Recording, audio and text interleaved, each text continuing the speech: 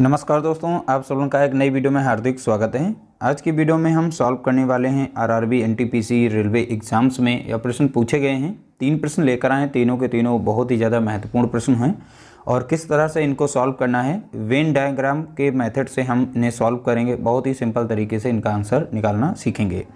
पहला प्रश्न पूछा गया, एक कक्षा में 60% बच्चों को गणित पसंद है, 45% को विज्ञान, 25% को गणित और विज्ञान दोनों पसंद हैं। ऐसे कितने प्रतिशत बच्चे हैं जिन्हें कम से कम एक विषय पसंद है? तो पूछा गया कम से कम एक विषय पसंद है, लेकिन एक से ज़्यादा विषय हो सकते हैं। ध्यान रखिएगा। देखिए, कक्षा में 60% बच्चों को गणित पसंद है, तो यहाँ पर हम मान लेते हैं ये 60% बच्चे हैं जो कि गणित को पसंद करते हैं, यानी हम एम यानी मैथ से लिख रहे हैं। ठीक है, ये 60% बच्चे गणित को पसंद करने वाले हो गए।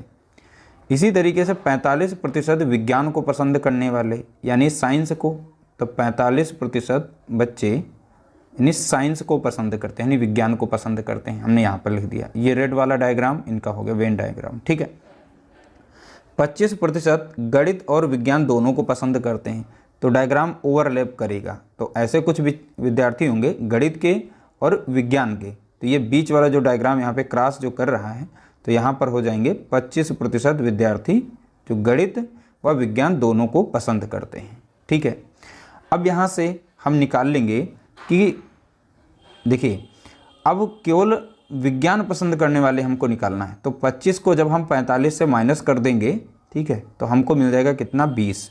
तो 20% ऐसे विद्यार्थी हैं जो केवल विज्ञान को पसंद करते हैं। ठीक है, तो इसमें देखिए यहाँ पर नीला वाला भी इधर आया था, तो यहाँ पर जो बचे हुए यहाँ पर विज्ञान के विद्यार्थी हैं वो दोनों को पसंद कर रहे थे, यानी गणित को भी और इनको साइंस को भी। अब यहाँ पर हम निकाल लेंगे गणित को पसंद करने वाले विद्यार्थी, तो 25 इसमें से माइनस करेंगे तो हमें मिल जाएगा कितना, 35। तो 35% यहाँ पर ऐसे विद्यार्थी हैं जो केवल गणित पढ़ना पसंद करते हैं। ठीक है, गणित को पसंद करते हैं। तो इस तरीके से मैंने तीनों का डाटा निकाल लिया। लास्ट में पूछा गया था कम से कम एक विषय पसंद हो, कम से कम एक विषय। तो यहाँ पर केवल गणित वाले हैं, यहाँ पर केवल विज्ञान वाले हैं। यहाँ पर ऐसे विद्यार्थी हैं जो गणित और विज्ञान दोनों को पसंद करते हैं। तो देखिए, बोला गया था कम से कम एक, अब उसके आगे ज़्यादा जैसे 2 पसंद करते हो सब्जेक्ट को। ठीक है, तो यहाँ पर एक की बात की थी कम से कम, बाकी ज़्यादा से ज़्यादा। तो इन सभी को हमें जोड़ लेना है, बस हमारा आंसर आ जाएगा। तो 35, 25 और यहाँ पर 20 को जोड़ेंगे। ठीक है, तो तीनों को जोड़ लेना है। तो 35% प्लस 25% प्लस 20%। ठीक है, तो सभी का मान देखेंगे कितना आ जाएगा, तो आप बताएंगे 80%। ठीक है, तो कम से कम एक विषय पसंद करने वाले कितने हैं, तो आप बताएंगे 80% लोग यहाँ पर कम से कम एक विषय पसंद करते हैं।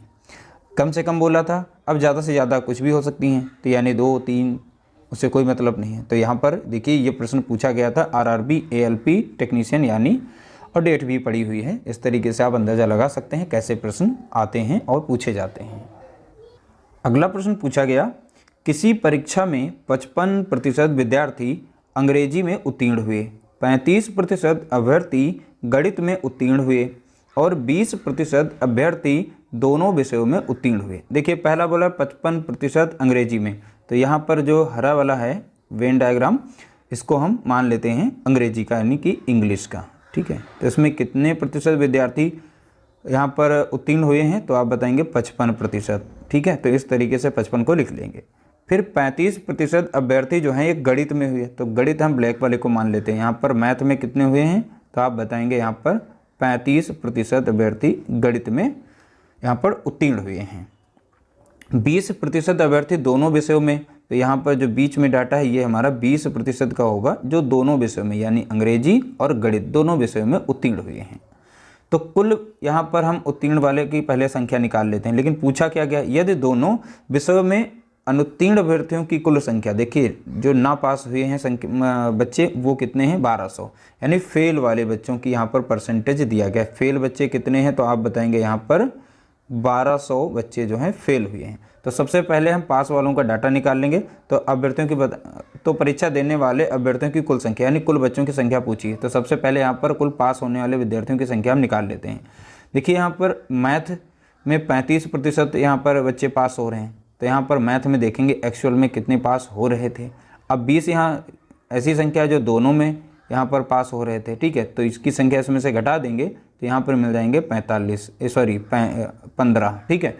तो 15% जो बच्चे हैं वो गणित में केवल पास हुए हैं, ठीक है, केवल गणित की बात कर रहा है, केवल गणित में टोटल कितने पास हुए हैं बताएंगे प्रतिशत में 15%। इसी तरीके से अंग्रेजी में देखेंगे कितने प्रतिशत बच्चे पास हुए हैं, तो 20 को जब 55 से माइनस करेंगे तो हमको मिल जाएगा कितना 35 मिल जाएगा। तो 35% ऐसे अभ्यर्थी हैं जो केवल अंग्रेजी में पास हुए हैं।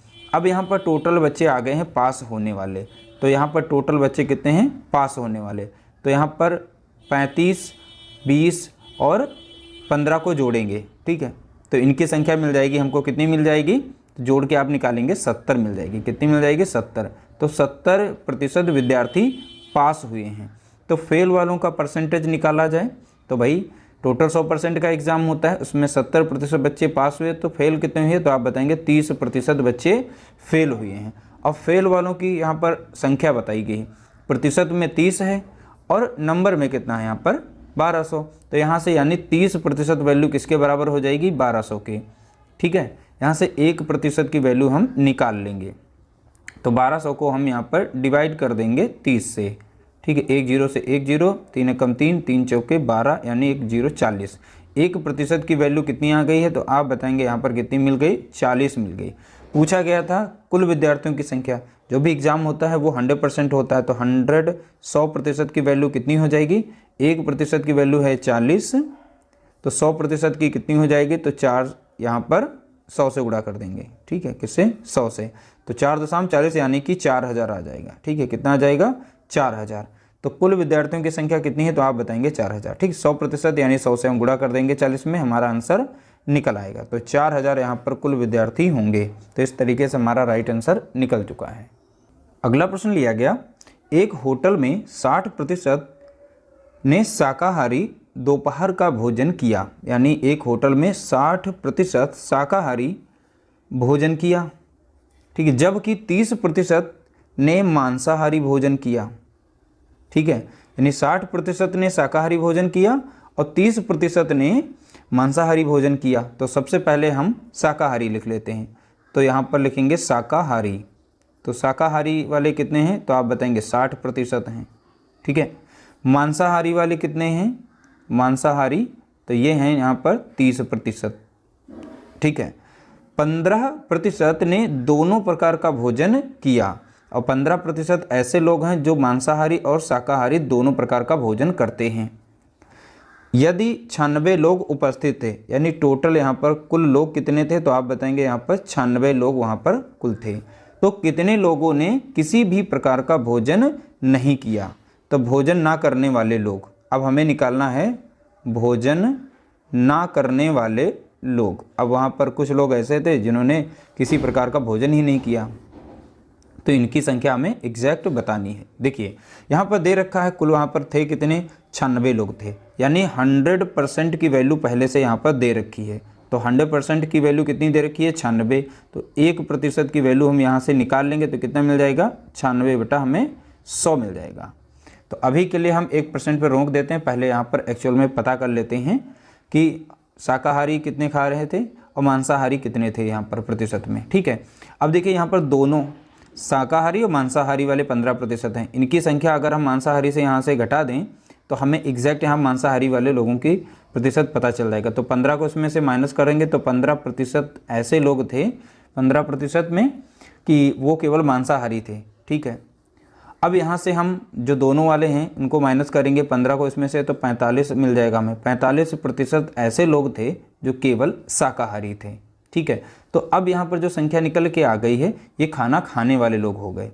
कुल लोगों ने भोजन किया था, जिन लोगों ने भोजन किया है तो उनका यहाँ पर प्रतिशत निकला है, तो 45, ठीक है, प्लस 15 कितना हो गया 30 जोड़ देंगे तो हमें कितना मिल जाएगा टोटल यहाँ पर 75, यानी 75% लोगों ने भोजन किया। तो यहाँ पर ये सब भोजन करने वाले लोगों का प्रतिशत आ गया। अब कोई भी काम अगर करते हैं तो 100% में होता है, तो ना करने वाले यहाँ पर ना भोजन करने वाले कितने लोग हो गए, तो 75 को हम 100 से माइनस करेंगे तो कितना मिलेगा 25%। तो 25% लोगों ने भोजन नहीं किया, 1% की वैल्यू है 96/100, तो 25% की वैल्यू कितनी हो जाएगी, तब यहाँ से हम निकाल लेंगे। यानी 96 कितना हो जाएगा, तो आप बताएंगे 100 हो जाएगा, गुणा कर देंगे 25 से। ठीक है, 25 एकम 25 कटेगा, 25 चौका हो जाएगा 100, 4 से हम 96 को भाग देंगे, 4 एकम 4 और 4 दूनी 8 और 4 चौके 16। यानी फिर कुल संख्या निकल चुकी कितनी, 24 लोगों ने भोजन नहीं किया था। ठीक है, तो इस तरीके से इसका आंसर निकालना था। ऑप्शन बी राइट आंसर यहाँ पर दिया गया। सिंपल से क्वेश्चन होते हैं, हर एक स्टेप लिखकर इसलिए समझा दें ताकि आप लोगों को अच्छे से समझ में आ जाए। वीडियो अगर अच्छा लगा हो, किसी प्रकार का डाउट हो तो आप कमेंट करके बता सकते हैं। वीडियो अच्छा लगा हो लाइक कर देना, शेयर कर देना, चैनल पर नया हो तो चैनल को सब्सक्राइब कर लीजिएगा।